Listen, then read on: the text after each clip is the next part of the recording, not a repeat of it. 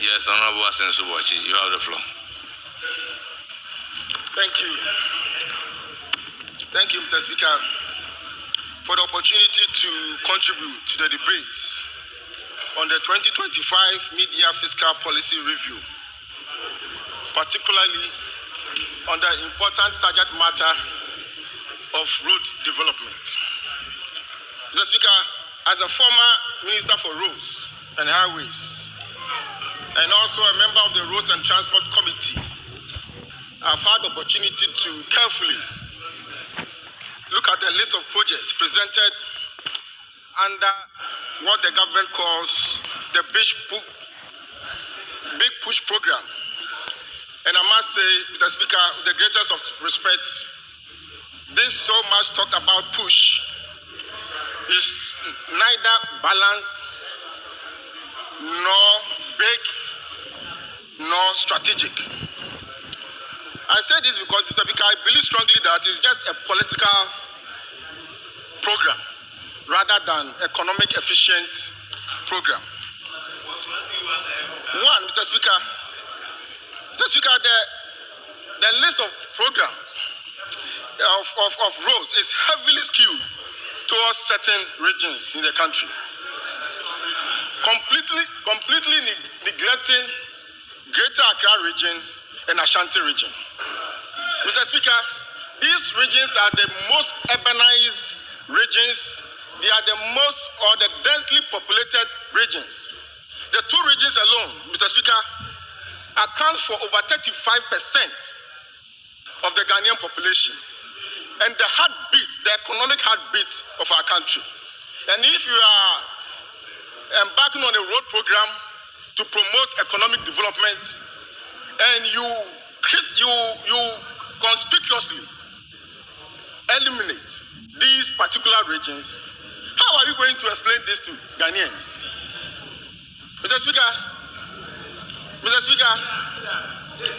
earlier on, the honorable minister was in the northern region and said that the previous administration deployment of road had concentrated on certain regions. I believe he was referring to Ashanti region and Greater Accra region. I think that it makes sense.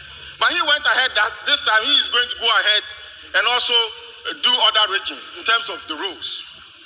For me, that is not fair to the country. That is not strategic. Because you build roads where there are human beings, a lot of densely populated people, communities. You build roads which will connect economic centers. That will drive economic development and economic growth. So for him to say that he's concentrated on the densely populated regions is not fair, and it is not the kind of development that will bring will bring collective development in the country. Remember, did you say there are no human beings? No, I said they are not densely populated regions. That's no. Mr. Speaker, let's not belittle the point I'm making. No, honorable member, I just asked a question. My attention has been drawn to something. So we can do the honorable thing. Did you say there are no human beings? I didn't hear. Did you say there are no human beings in those regions? No. What I meant, if I no, honorable member, did you say so or you did not say so? Let me speak. Mr. Speaker, I don't want that to distract the very important point that I'm making. If I said there are no human beings, that's not what I meant. I withdraw that. But listen to me what I mean. The word withdrawn. Belittle the very important point I'm trying to make. Mr. Speaker, the work that I've done, Mr. Speaker, I hope you are noting the distractions. The work that I've done in this country, whether in public office and in private office, I have had the experience of traveling across the country. There are some roads. Honorable members, apart from Asensu Boachi, all others should resume their seats. All others, kindly resume your seats. All others, kindly resume your seats apart from Asenso Boachi. All others, kindly resume your seats. Honorable Asenso Boachi, you have the floor. Mr. Speaker, the work that I've done in my life, whether public or private, has taken me around this country. There are some places you can travel for 50 to 100 kilometers. You won't see communities, you won't see human beings. But there are some places that you travel 100 kilometers, 30 kilometers, and you will see densely populated communities, and you will see economic centers. When you have limited resources, this is where you should build your road. Mr. Speaker, basic economic theory teaches us that when resources are scarce, when we are in financial constraints, you prioritize. And that's exactly that's what I'm saying. If my opponents don't understand this, I don't know what else they will understand. Mr. Speaker, I also see abandonment of strategic ongoing roads under the push progress. No.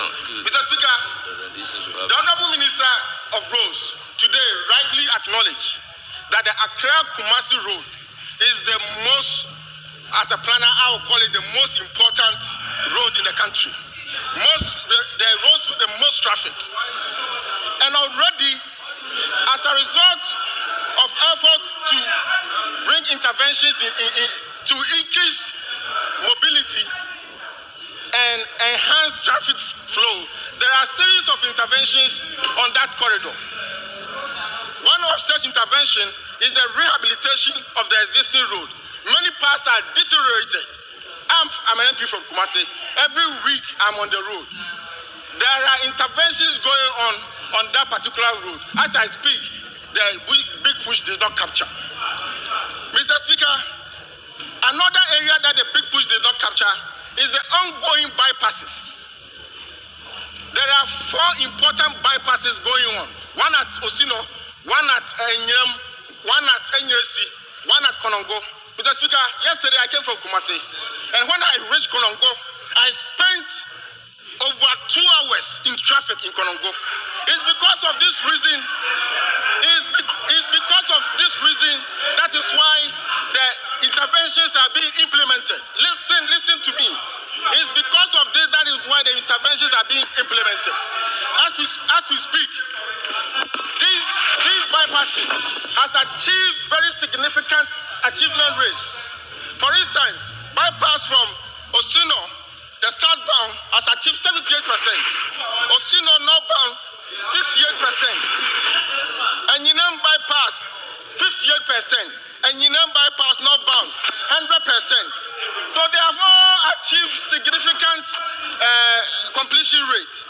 Mr. Speaker, what stops the government from completing these bypasses that will reduce the travel time from Accra to Kumasi by 3 hours? Now the minister is saying that they are going to construct a 6-lane expressway, totally different from the existing intervention. First of all, the president, with the greatest of him, the greatest of respect to the president, he was in Kumasi a couple of weeks ago. Will you listen to me? Listen to sense, wisdom. Listen to wisdom. Honorable Asenso Boachi. Listen to words of wisdom and stop the heckling. Honorable members, Honorable Asenso Boachi, to say that they should listen to sense. Please, kindly withdraw listening to sense. What I mean is that they should listen to words of wisdom. Because we kindly withdraw listening to sense. They are not allowing me to flow because they know I'm making a good point. Honorable Asenso Boachi, will you withdraw listening to sense? Mr. Speaker, I withdraw listening to sense and replace it with listening to words of wisdom. Thank you very much. You can make progress. You can go ahead. Mr. Speaker, basic economic theory tells us that resources, when we know that they are scarce, we have to prioritize. And already there are existing interventions. If you are able to complete these bypasses, it will reduce the travel time by 3 hours. Then what will be left is 98 kilometers of undualized road. For me, that is where the government should concentrate on and complete. Once that completed, we would have a dualized road from Accra to Kumasi. But the president was in Kumasi the other day, with the greatest of respect to the president. He said that they are going to construct a new expressway. And he went ahead to say that it will start next year and it will be completed at the end of his second term. Mr. Speaker, the Minister of Roads is here today. He told the media that they have now hired a consultant to do feasibility studies. If you have not conducted feasibility study, you don't know the extent of the work. You don't even know how much it will cost. On what basis did the president tell the nation that the project will start next year and complete at the end of his term? What it means is that the minister didn't brief the president well. He got the president confused and he made the president only made a path rather than a rational statement. Mr. Speaker, there are also some critical roads. There are also some critical roads that are started that this bridge program has not captured. One of such road is Kokobin and Nyakwanta Road. It's very important. Those of you who play on the Kumasi to Obuasi Road, you can see that you can sit in the traffic for about 5 hours. And last year, we began the construction of this road. The big push refused to capture this road. There's also Solawa, that the contract was signed last year. Solawa is a very important road. The big push didn't capture the road. Atebubu Kwabidanso, when I was a minister, that road was under construction. Honorable Chumesi is here. When I was a minister, that road was under construction. It wasn't captured under the bridge program. Mr. Speaker, the impact of this neglect is not abstract. It will affect productivity. It will affect national growth, and it will affect development. Mr. Speaker, another important one is the interchange. I have seen 1 or 2 interchanges that were not captured under the big push. One is the Takrady PTC. Of course, that project stopped because of the debt exchange program. And the same as the Nungwa interchange. I was hoping that given the importance of interchanges in unlocking mobility and helping in the development of the urbanized communities, I thought government will capture this in the big push, but it's not part of it. Mr. Speaker, I've also seen a deliberate misinformation and repackaging of existing roads as part of the big push, as though they initiated it. I have no problem with that. The constitution of this country enjoins every government to continue the projects of the previous government under the directive principle of state policy. But when you do so, you should recognize who started it. You should do so and recognize who started this. Development is a relay. It's not rivalry. That you package somebody's roads that you have started and say that you are the one doing it. Mr. Speaker, before I resume my seat, there's one thing that I also want to correct. The finance minister is on record. To have said that government secure loans to construct Swami and Ofako interchanges, and we use it for other things. I think that's quite unfortunate, because we were all in this house when the government brought a loan facility of $750 million.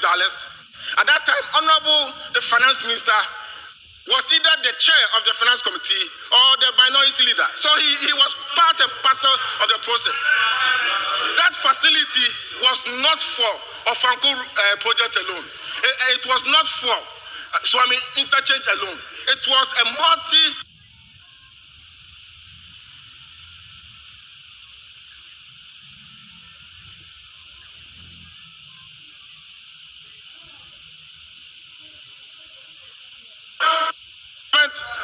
the rest of the funds were to come from government of Ghana financing. It wasn't from loans. So it was completely misleading.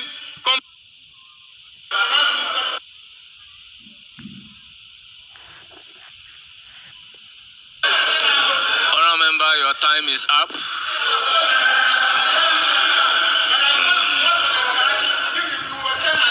I'm not controlling the time. I am not the timekeeper. I am not the timekeeper. Yes, yes. I will then proceed to give the floor to Honorable Kwame Agboja, Minister for Roads and Highways. Yes. Mr. Speaker, I thank you for the opportunity. Yes, yes, yes.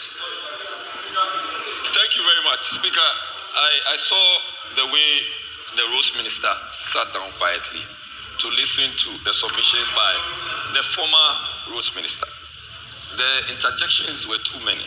Under normal circumstances, Speaker, respectfully, I wouldn't think that we should have, at least we should have given him a minute to even have rounded up. I expect our people to still sit in quietude, to listen. And Remember, apart from requesting that unparliamentary words have been used, I don't think I have entertained any point of order. I have not. So nobody has interjected him. More so, I'm not in control of the time in any manner whatsoever. Yes. Honorable Minister for Roads and Highways. Honorable members, why? Honorable members, why? Honorable Minister, you have the floor. Mr. Speaker, You have 15 minutes. I thank you for the opportunity, and I wish my good friend, the former Minister for Roads, would have been in the chamber to listen. Mr. Speaker, I'll start from where he ended. Mr. Speaker, the Finance Minister is spot on when he said that part of the monies used for Ofankor and Swami interchange are loans. So I am not even sure what NPP is arguing. This House approved a loan of $750 million from Afri-Exim and said that we should use part of that money to do a Chairman 4 bridge. They decided to divert that and took it to Kumasi for the Swami interchange when the loan agreement for the Swami interchange fell off. So when they argued that we are not doing Swami interchange and Ofankor with loan, it is difficult for me to understand. Indeed, we took some of that money to those projects, yet the projects are not completed. So he hasn't said anything different.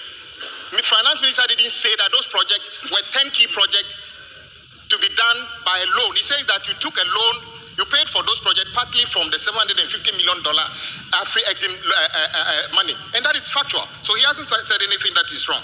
Mr. Speaker, my colleague also talked about why PTC is not part of Big Push. You know better than I do about this. When you came to this House about that so-called Banta agreement with Honorable Amwakwata, Sino Hydro, we told you that was not going to work. That no one was ready to take our bauxite and give us road. You said, oh, it's the most fantastic. With the Vice President Baumia holding a calabash in China, that we have gotten 15 billion Ghana cedi. It turns out that you came back here to convert the so-called Banta agreement to a loan. Guess what? Sino Hydro got angry and stopped working because when they raised certificate, we were unable to pay them. So we have to go to China and beg them that they should come back. And let me tell you this. It is true. Sino Hydro has listened. They have decided to sign the agreement. They will be back to do the PTC runabout project. So you cannot put a project which is already with Sino Hydro under the Big Push. That is why it is not part of it. And you should know better about that. How do you call it? I heard you also saying somewhere that you issued a statement saying that we are saying that President Akufo-Addo, we are trying to rubbish President Akufo-Addo's record of 10,800 kilometers. You were not here. He was standing here and said, we have built 10,800 kilometers of new roads, and he was doing us like that. Remind him. And I fact-checked him. I was the ranking. I fact-checked him. It was a lie. He never built 10,800 kilometers. Honorable Minister, withdraw the word. It was a lie. Mr. Speaker, I will not even belabor the point. Very well. I withdraw the lie. Very Mr. Speaker, well. what the president said here was untrue. He never built 10,800 kilometers of new roads. And guess what? He compelled the ministry to issue a statement, and the statement says that, let me read. If Honorable and so you can check, you still have some people at the ministry. And this is what the ministry issued, that road ministry confirms construction of 10,875 kilometers of new road under President Akufo-Addo, Joy FM, because he compelled them to do that. Fortunately, the PRO who issued a statement is still my PRO today. I don't know how he feels today by issuing that statement and the reality of the day. You understand? So your press statement was needless. In fact, you are confirming what I have said. Mr. Speaker, my brother, you see, you have been a road minister for the Republic of Ghana. It's just a small advice. The road minister of Republic of Ghana, it doesn't sit well where all your examples appears as if you haven't been to any other place in the country. It doesn't look well. Yes, I agree. Accra Kumasi have the biggest volume of traffic in the country. But when you give the impression that just because that is the biggest volume, what about the farmer growing yam in Yendi? Yes. Don't we have to take a road there to convey the yam for us to consume in Accra? So you think that just because there are more people in Accra and Kumasi, we should spend all our money in Accra and Kumasi? Okay, let me give you this. I give you this. The reset of President Mahama means that we are not. And my brother.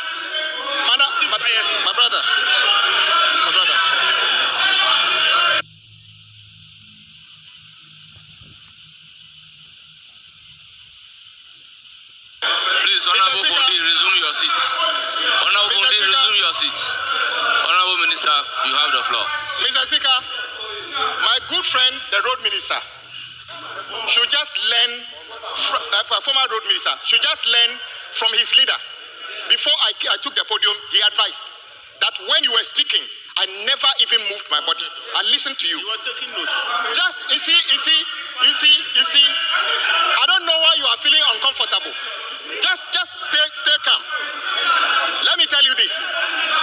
And then you went as far as saying that we build roads where human beings are. I went around the 16 regions. When I got to OT region, there was no active road project going on in the OT region. Wow. Is that fair? Wow. Is that fair? Guess what? Reset means that we are taking road infrastructure to every part of the country. And if you don't like it, you can do whatever you like. When you come back, you can decide not to do road there. We shall take road everywhere we like. Mr. Speaker, you are not actually listening to yourselves. In one vein, you are complaining that we are not taking on some projects on big push. On another vein, you are saying that some of the projects you are taking on as big push are your projects. Imagine. Which one is which? Imagine. Do you want us to do the project or not? And guess what? What the finance minister said here was quite clear. We had our own plan for big push. And let me tell you this. Every single region in our country is touched by the proposed big push projects. Yeah. Unlike a few years ago, when the finance minister, the Honorable Ken Ofori-Atta stood here and completely ignored Volta region in the critical roads. Completely. You remember that? That happened here. All the 16 regions are touched by the big push. And let me tell you, let me repeat once again. Big push is not a constituency specific or a political gimmick. Yeah. Take, for instance, as you have been a former road minister, take from Wenchi to Wa, you travel that road. How do you feel? He doesn't know that. It's completely neglected. Take from Wa to Bolga. The reason we don't find vehicles on Wa to Bolga is because it's a death trap. Yes, I agree with you. You can drive for hours, you don't even see any vehicle. It's because the road is terrible. When the road is good, people will ply it. So President Mahama decided, in about 2 years, we shall reconstruct the road from Bolga to Wa. What is wrong with that? I agree that sections of that road are currently under contract. Just sections. A vast majority of it is not under contract. So a big push is a national program to address the inefficiencies along the major corridors. And guess what? You talked about which region is not captured. So when we want to do a bypass around Kumasi, the eastern quadrant. Currently, when you are from Accra going to Kumasi, or you are even going to the north, you need to drive straight into Accra, Kumasi, get stuck in the traffic. We are saying that we are building a bypass. The first portion of the bypass is when you get to Ejisu, you do a detour at the back of Anita Hotel, and then you take that quadrant all the way to hit the Mampo Road. What is wrong with that? And then when we say you get to Sunyani, we do, in fact, we started the Sunyani Ring Road. And then when you came, you abandoned it. We are saying we are going to complete it. What is wrong with that? Tamale is one of the fastest growing cities in West Africa. Go to Tamale now, going around is a problem. We say we are completing and expanding the third ring road. What is wrong with that? What is wrong with that? Now let's come to Accra. I agree that the exit and entry points of what do you call Accra are very bad. The Ofankor Road. As of the time you were leaving office, the contractor has raised certificate of $77 million. You didn't pay him, you left. Now people are doing demonstration. Just this week, we paid that contractor over 300 million Ghana cedis so that he can continue the work. Why are you not commending us for that?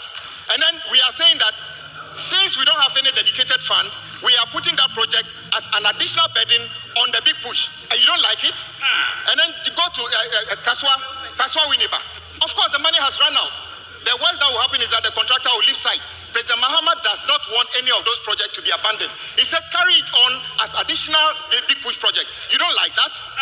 What are we talking about here? And then I heard you talking about motorway to Central University. Honorable former minister, you and I know that when you came to this house to give that contract to BHM, I suggested here BHM was not a construction firm. Was a management firm. That company it was only last year that company bought a construction firm. That is why they were struggling to do the road. So phase 1 is what they are struggling to do. So the phase 2 is not even an NPP initiated project. The phase 2 is not under contract. And we are carrying it on as a big push project. You should understand this thing. We are quite clear in our minds what we are doing. It is not politics. It is not politics. And I agree with you, you did your best. But the contractors were not listening to you. Because maybe you were afraid of them. I say, if you are a contractor, Ghanaian or foreign, if you breach our laws, we'll deal with you. That is why when I stood here and said that the Indian company that took our $30 million, pretending that we should terminate the contract, I will not. They either build a road worth $30 million or will find ways of taking our money. You can't take over for our money. It doesn't matter. We're taking our money. So help me retrieve the 30 million that is supposed to use to do Savelugu to Walewale. Help me. Where's Dr. Kabiru? Help me retrieve the money. Because I need the money to pay contractors who have worked and are not being paid. So help me do that. So I don't know why you're not helping me doing this. And then there's something I need to explain. Big push is not the only road project we are doing. Big push, and I want to say this to all our compatriots across the country.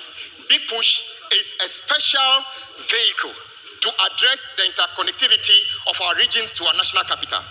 It is not about Adaplu or Swami or anything. In any case, I've also heard Swami interchange. Yes, the loan for Swami interchange is a 10-key and a commercial agreement. When you declared yourselves bankrupt, the contractor decided that the bank said they will not give us the money. When you say we should complete it, with money from where? But even that, President Mahama says, take it on. So we are taking the completion of the Swami interchange. We are taking on the completion of the Swami interchange as part of Big Push. We are taking on the completion of the Swami interchange and on Big Push. What is your problem about that? Mr. Speaker, the other thing that we need to deal with is there's this lack of understanding about some over 160 districts that we have identified as the most deprived of roads. And we are saying that some of those districts are largely agrarian in terms of their economic activity. Yam growing areas, rice growing areas, food we consume. And we are saying that instead of spending 70% of our road budget on Accra and Kumasi building additional interchanges, the real economic value of our country comes from agriculture and mining and tourism. Let's tap into those things. So we have identified those 160 districts, and we are saying that out of equity, we shall devote more resources to upgrade the roads in those districts. That is what we are talking about. It is Can Ofori Atta and the NDP declare the country bankrupt? And then let me conclude. Let me conclude with this. Honorable Road Minister. The situation of our roads in Ghana is a very terrible one, and I want the House to join us address this. Everybody, including every colleague, including myself, the road in our backyard is very terrible. There's nothing wrong if the finance minister decides that instead of sharing our oil resources, building astroturfs here and there, mainly in your constituencies, mainly in your districts. Yes, the record is there. Instead of doing that, let's build road that everybody can use. There's nothing wrong with that. There's nothing wrong with that. Yes, astroturf is good, but you see, today, put astroturf on one side and road on the other side. Honourable Member, conclude. 1 minute. Let me conclude by saying, Mr. Speaker, we are clear on our minds. President Mahama's reset means that the road network in our country must improve. And we are making a commitment. Yes, in 3 weeks, we shall start the big push projects. And indeed, inshallah, Dambai Bridge will be one of them that will be started. Nothing will stop it. And the last question, Mr. Speaker, if you are a contractor, a consultant, and then you partake in road project from now, and you do a shoddy work, you will be forced to take an insurance, and we shall cash the insurance if you do a bad job. And all those who have taken government money for works they have not done, let me tell you, we are already investigating some of them. We are coming after you. If you are thinking of doing a new project. Honorable, your time is up. Your time is up. It shall have good road. Thank you very much for your time.